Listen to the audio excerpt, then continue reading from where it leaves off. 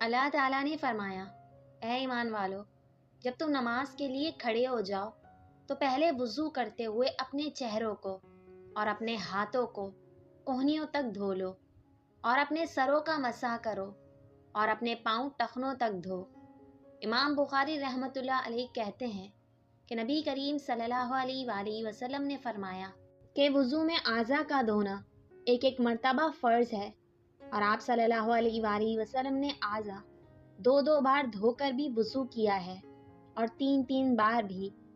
ہاں 3 مرتبہ سے زیادہ نہیں کیا۔ اور علماء نے وضو میں اسراف پانی، حد سے زائد استعمال کرنے کو مکروہ کہا ہے۔ رسول اللہ صلی اللہ علیہ وآلہ وسلم جب قضائے حاجت کے لیے بیت الخلاء میں داخل ہو تو یہ دعا پڑھتے، اللہم انی اعوذ بک من الخبث والخبائث، اے اللہ میں ناپاک جنوں اور ناپاک جنیوں سے تیری پناہ مانگتا ہوں۔